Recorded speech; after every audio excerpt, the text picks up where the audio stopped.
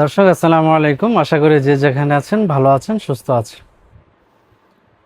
অনেক সময় হয় কি, গ্রামে একটি কথা বলে থাকে যে মুখ দেখলে নাকি বাড়ির খবর বলা যায়। আসলে তো এটা পুরোপুরি সঠিক নয়, তবে একটা আন্দাজ করা যায় তার মুখ দেখলে যে আসলে সে এখন কোন অবস্থায় আছে, ভালো আছে না অসুবিধার মধ্যে আছে। দেখবেন 10 জন মানুষ একসাথে দাঁড় করালে তার মধ্যে যদি 2 জন চোর থাকে, পুলিশ কিন্তু ওই 2 জনকে ঠিকই ধরতে পারে। আর 8 জনকে কিন্তু ছেড়ে দেয়, ওই 2 জনকেই পুলিশ সন্দেহ করে। এবং বাস্তবে আসলে ঠিকই হয় যে এই 2 জনই চোরের সাথে জড়িত। এখন আসুন মূল কথায় চলে যাই। আমাদের শরীর নানা উপায়ে তার সমস্যার জানান দেয়। অর্থাৎ আপনার শরীর দেখলেই বোঝা যাবে যে আপনার ভিতরে কোনো সমস্যা আছে কিনা। তার মধ্যে একটি হলো পায়ে পানি আসে। মেডিকেলের ভাষায় একে বলে পেরিফেরাল ইদেমা। এখন প্রশ্ন হলো, পায়ে কেন পানি আসে? 1 নম্বর কারণ হলো, এটা সাধারণ কারণ, যে অনেকক্ষণ দাঁড়িয়ে থাকলে বা বেশি হাঁটাচলা করলে তখন অনেক সময় পা ফুলে। কিন্তু অন্যান্য যে কারণ, যেটা উল্লেখযোগ্য কারণ, সেটা হলো হৃদরোগের সমস্যা থাকলে, যেমন কনজাস্টিভ হার্ট ফেইলুর, এই ধরনের কারো যদি সমস্যা হয় তাহলে তার পা ফুলতে পারে।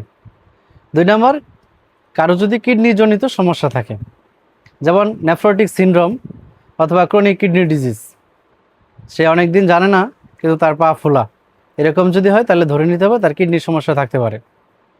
3 নম্বর, লিভারজনিত কোনো রোগ হলেও পা ফুলতে পারে, যেমন সিরোসিস অফ লিভার, এতে অ্যালবুমিন কমে যায় এবং অনেক সময় পা ফুলে যায়।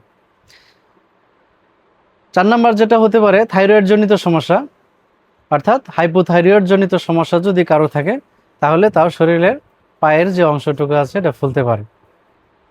অথবা আরেকটি কারণে, সেটা হলো ওষুধের পার্শ্ব প্রতিক্রিয়াজনিত কারণেও আমাদের শরীরের পা ফুলতে পারে, যেমন অ্যামলোডিপিন ক্যালসিয়াম চ্যানেল ব্লকার, অর্থাৎ অ্যামলোডিপিন জাতীয় ওষুধ যদি কেউ গ্রহণ করে থাকে তবু তার পা ফুলতে পারে। অ্যামলোডিপিন অর্থাৎ এমডোকেল 5, অলমেডি 5/20, অথবা ক্যামলোসার্ট, অথবা বাইজোরান 5/20, অর্থাৎ এই সকল কম্বিনেশন ড্রাগে যেগুলোর মধ্যে অ্যামলোডিপিন 5 mg থাকে, এই সকল কারণেও পা ফুলতে পারে। তো পা ফোলার লক্ষণ যদি আপনার মধ্যে দেখা দেয় তাহলে আপনি অবশ্যই একজন নিকটস্থ ডাক্তারের পরামর্শ নেবেন। অযথাই কোনো ওষুধ খাবেন না, কারো বুদ্ধিতে যাবেন না। আপনার এই সমস্যা দেখা দিলে আপনি অবশ্যই ডাক্তারের শরণাপন্ন হবেন, তাহলে আপনি অনেকাংশেই সুস্থ হয়ে যাবেন ইনশাল্লাহ, ভয়ের কিছু নেই। তো ভালো থাকুন, সুস্থ থাকুন, এই কামনায় দেখা হবে অন্য কোনো ভিডিওতে। আসসালামু আলাইকুম।